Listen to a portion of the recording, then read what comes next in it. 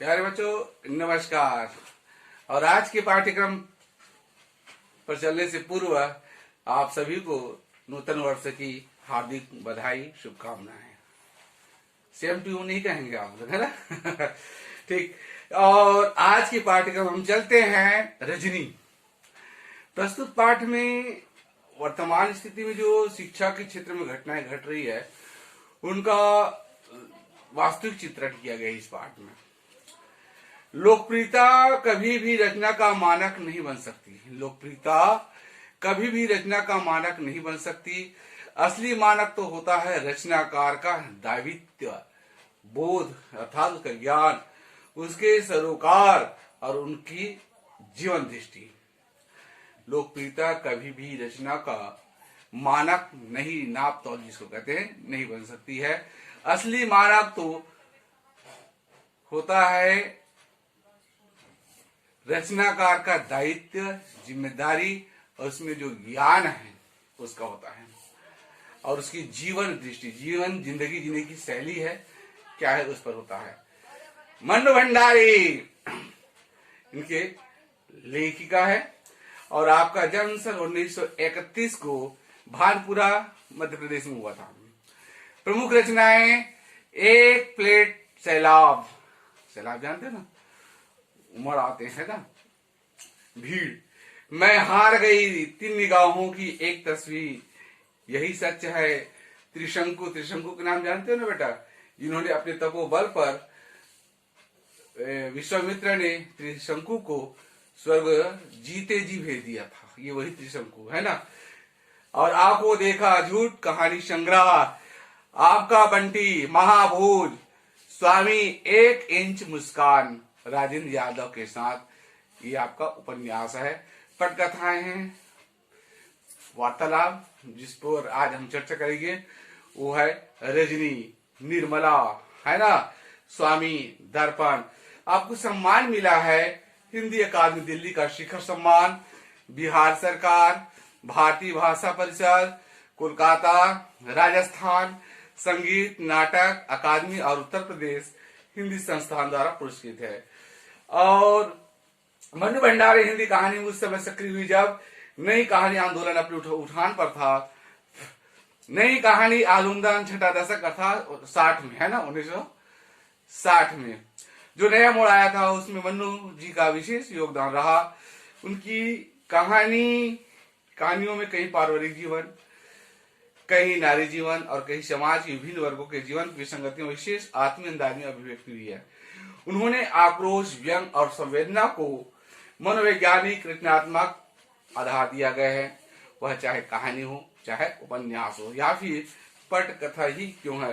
तो आज हम चलते हैं कहानी और पन्ना पलटेंगे। आप मन्नू जी द्वारा लिखित एक पटकथा पढ़ने जा रहे हैं।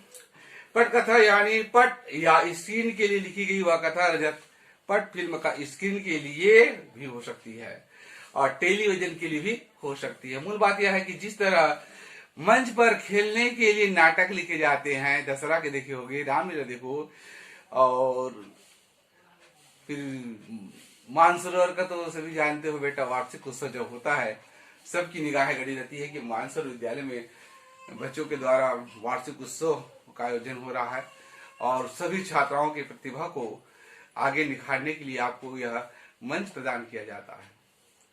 और बड़े हर्षोल्लास के साथ हमारे बहुत सारे बच्चे इसमें भाग लेते हैं, है ना। कोई लेखक किसी भी दूसरी विधा के विलेखन करके उतने लोगों को अपनी बात नहीं पहुंचा सकता जितना कि पटकथा लेखन द्वारा, क्योंकि पटकथा शूट होने के बाद धारावाहिक फिल्मों के रूप में लाखों करोड़ों दर्शक तक पहुंच जाती है।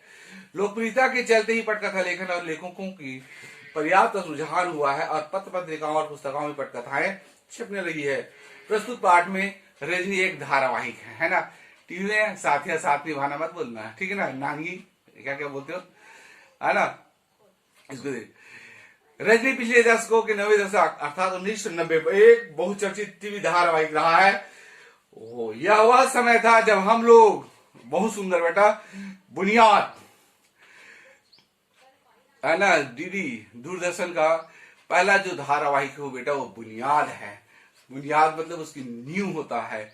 और ये शाम वेला 7 बजे प्रारंभ हुआ करता था, है ना। एक ही धारावाहिक था। आजकल तो देखोगे तो रात और दिन धारावाहिक, साथिया साथी भाना और कांगड़ी का आग मोटा भाभी, दुनिया भर का, है ना, ये सब चलते हैं। और जैसे सोप ओपरा दूरदर्शन का भविष्य गढ़ रहे थे, बासु चटर्जी के निर्देशन में बने यह धारावाहिक की हर कड़ी अपने आप में स्वतंत्र और मुकम्मल लेती होती है। उन्हें आपस में बुझने वाली सूत्र रजनी थी और हर कड़ी में एक जुझारू और इंसाफ पसंद स्त्री पात्र किसी न किसी मां सामाजिक राजनीतिक समस्याओं से जूझती नजर आती थी। प्रस्तुत अंश में भी व्यवसाय बनती शिक्षा, आज देख रहे हो ना शिक्षा जगत में जो जितने भी प्राइवेट स्कूल है और कैसे रुपये ऐंठते हैं, व्यवसाय धंधा बना दिया है। पहले शिक्षक का मात्रा है ना बड़ा अनुपूर्ण है। ज्ञानी मारे ज्ञान से अंग अंग भिग जाए, मूर्ख मारे टेन पार। और क्या बोलते छत्तीसगढ़ी, मूड़ी कान छरी आ जाए, ऐसे कुछ कहते हैं ना। चल ठीक, चलते हैं। लीजिए आपके सम्मुख प्रस्तुत है धारावाहिक रजनी। मध्यवर्गीय परिवार, है ना, न तो ज्यादा अमीर थे न ही गरीब है, बीच का जो इसको कहते हैं मिडल, है ना, मिडिल ईस्ट में बोलते हैं ना। मध्यवर्गीय परिवार के फ्लैट का एक कमरा, एक महिला रसोई में व्यस्त है और घंटी बजती है। भाई दरवाजा खोलती है और रजनी का प्रवेश आया थे। रजनी, लीला बहन कहाँ हो, बाजार नहीं चलना है क्या? लीला बहन है ना, कहा गोपी बहन बोलते हो आप लोग, क्या बोलते हो? गोपी बहन है ना। ये रजनी है। लीला बहन कहो, लीला बहन कहाँ हो, बाजार नहीं चलना है क्या? लीला कहती है, रसोई में से हाथ पूछती हुई निकलती है, चलना तो था पर इस समय अमित आ रहा होगा। कौन आ रहा होगा? अमित, और उसका लड़का है। अमित आ रहा होगा अपना रिजल्ट लेकर और परीक्षा का परिणाम लेकर के आ रहा होगा। आज उसका रिजल्ट निकल रहा है ना, चेहरे पर खुशी का भाव। रजनी, अरे वाह, तब तो मिठाई खाकर ही जाऊंगी। क्या कहूंगी? मिठाई खा करके जाऊंगी। वास्तव में परिणाम बच्चों का होता है, ध्यान रखना बेटा। आपके परिणाम के पीछे, आपके शिक्षा के पीछे आपका माता पिता भाई बहन पूरा सहयोग देते हैं। आपके शुभचिंतक लोग भी आपको याद करते हैं कि पढ़ाई में आप कैसे हो, और सबकी निगाहें ठीक उसी प्रकार से आप लोग चाहते बनने का प्रयास करेंगे। अच्छा होशियार बनना, पढ़ाई लिखाई, होशियार बच्चे की पर सबका नजर होता है और इतनी आसानी से भूलने वाला नहीं। जैसे कि आप एक नाम जानते हो, गुंजन। गुंजन को कौन नहीं जानता? मानसर विद्यालय बेटा, मानसर विद्यालय ही क्या पूरे छत्तीसगढ़ का पूरे राज्य सब जानते हैं, क्योंकि ये कुछ साल पहले छत्तीसगढ़ राज्य में, छत्तीसगढ़ में पूरा प्रथम आया था। हर की माँ बाप चाहते हैं कि उसका बच्चा कक्षा में क्या पूरे राज्य में प्रथम आया, छत्तीसगढ़ डिस्ट्रिक्ट में आया था। ये गुंजन है। 10वीं में असफल हो गया था, सब की उनकी निगाहें थी और किसी ने उसको ताना कसा हुआ था और उन्होंने वादा किया था कि मैं इस साल तो नंबर 10 टॉप में नहीं आया, लेकिन 12वीं में जरूर छत्तीसगढ़ या राज्य स्तर पर पहला आकर बताऊं। ये दृढ़ संकल्प होता है, वचन होता है। दृढ़ संकल्प करने से सारी चिंताएं दूर हो जाते हैं। बस आपके वचन का पक्का होना चाहिए, भाव है और चेहरे पर खुशी है ना। आज उसका रिजल्ट निकल रहा है ना, चेहरे पर खुशी का भाव। रजनी कहती है, अरे वाह, तब तो मिठाई खाकर ही जाऊंगी। अमित तो पढ़ने में इतना अच्छा है कि फर्स्ट आएगा, और नहीं आएगा तो सेकंड तो कहीं नहीं गया। तुमको मिठाई भी बढ़िया खिलानी होगी, मिठाई भी अच्छी तरह से खिलानी हो पड़ेगी। और क्या, सूजी के हलवे से काम नहीं चलने वाला है। मैं अभी से बता देता हूँ। क्या खाएंगे भाई? काजू कतली खाएंगे, है ना, पेड़ा खाएंगे, जो भी हो। लीला हंस कर, नहीं नहीं नहीं, मैं तुम्हें अच्छी मिठाई ही खिलाऊंगी। मैंने पहले से मंगवा कर रखी है। क्या? केसरिया रसमलाई। क्या लेकर आएंगे? केसरिया रसमलाई। अमित को बहुत पसंद है ना। सबकी, हर संतान की एक विशेष पहचान होती है, पसंदीदा होता है और उसको खिलाना पड़ता है। रजनी, देखा, हाँ, मुझे अपने घर ही में केसर की सुगंध आ रही थी। केसर जानते ना? हाँ, डालते हैं।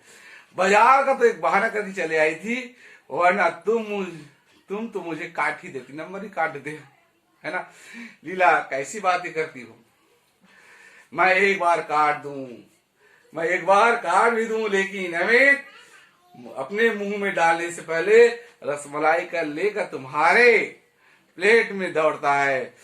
मैं कोई चीज घर में बनाऊं या बाहर से लाऊं, और अमित है, जब तक तुम्हारे भोग नहीं लगा लेता हम लोग खा थोड़ी सकते हैं। रजनी आंटी तो उनका क्या है, हीरो है। रजनी आंटी तो हीरो है उसकी, और दोनों खिलखिला कर हंसती है। पन्ना पलटेंगे, मैं भी पलट रहा हूँ।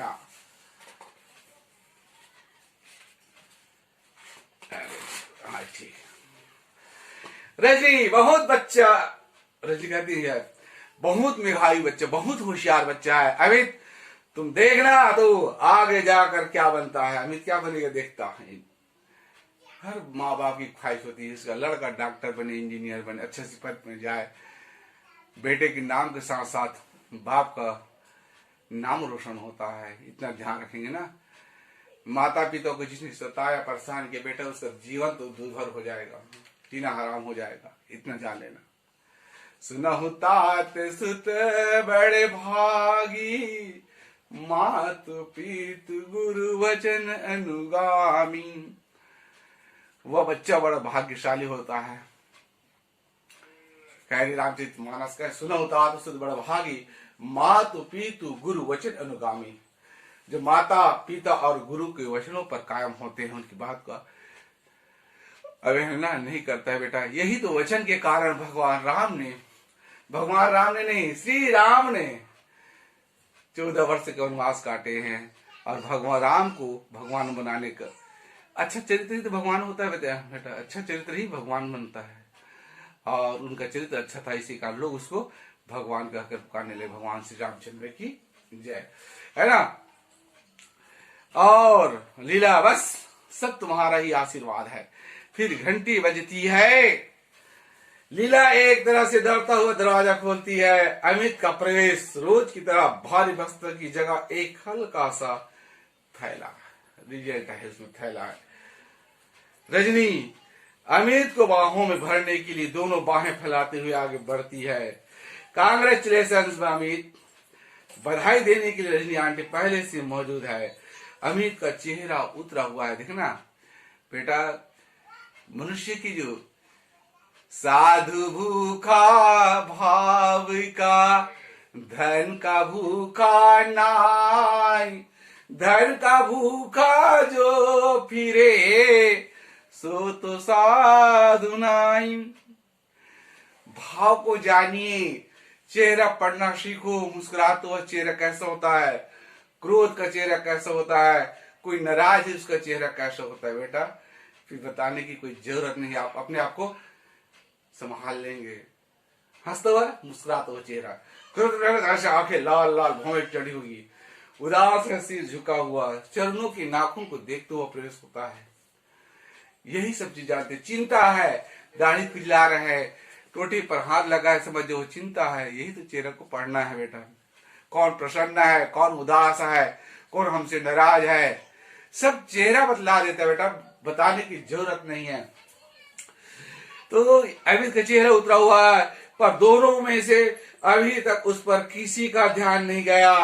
अमित आंसू भरी आंखों से थैले में से रिपोर्ट निकाल कर मां की ओर फेंकते हुए कहा, क्या अमित, लो लो देखो क्या हुआ मेरे रिजल्ट का। मैंने कितने कहा था कि मैथ्स में भी मेरी ट्यूशन लगवा दो, गणित में हमारे गणित ट्यूशन लगा दीजिए बस, वरना मेरा रिजल्ट बिगड़ जाएगा। बस वही हुआ।